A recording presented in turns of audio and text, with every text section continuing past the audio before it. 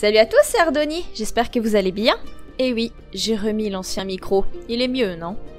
Bienvenue dans cette troisième construction à Strangerville, qui va être une caravane. Alors au début, j'étais partie sur ce pick-up encastré dans la pièce, en fait, j'étais plus sur un camping-car.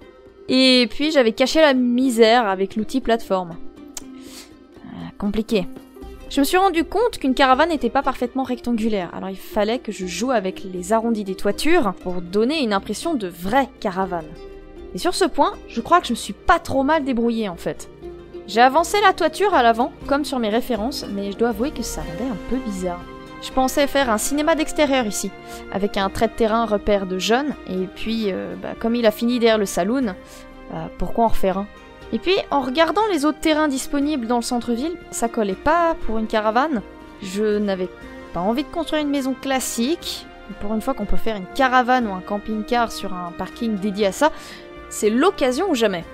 Ce qui est cool avec le pack Strangerville, c'est qu'il vous offre un mode construction idéal pour faire des lieux crades, abîmés, genre des bunkers ou justement des caravanes. Je fais un petit peu l'intérieur. Au début, j'ai mis que des meubles du jeu de base, et puis je savais pas trop comment gérer l'extérieur à ce moment-là en fait. J'ai un petit peu pris la fuite. C'était pas évident de créer une caravane qui puisse être crédible et utilisable. J'avais déjà fait un let's play à Strangerville, et j'avais retapé le mobil-home de base, enfin, juste l'intérieur. J'ai sauvegardé le terrain dans ma bibliothèque, et je m'en sers comme référence, et je remplace tous les meubles à l'intérieur pour obtenir une ambiance qui me plaît bien plus. À l'extérieur, un peu moins quand même. J'ai posé des murs en tôle noire pour faire une sorte de caravane de conspirationnistes posée sur ce pick-up vert émeraude de toute beauté. Je fais un petit jardin sur le devant, comme dans la construction originale en fait. J'ai découvert un truc sur Pinterest. Ça là. C'est carrément des mini-maisons posées à l'arrache sur des voitures vintage. Sérieux, il y a que moi qui trouve ça excellent. Bon, il y avait aussi avec des motos, des vélos. Ok, on va s'arrêter là. Ouais, c'est quoi la prochaine étape? Des trottinettes caravanes? J'ajoute quelques traces de passage dans le gravier pour plus de crédibilité, encore une fois. Et ma construction est censée s'arrêter là. Sauf que non. Ça me plaisait pas.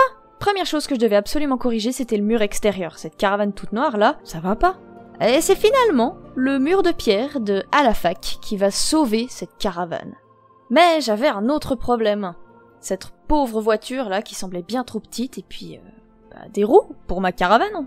Et c'est là qu'entre en scène le magnifique, le sublime débogage.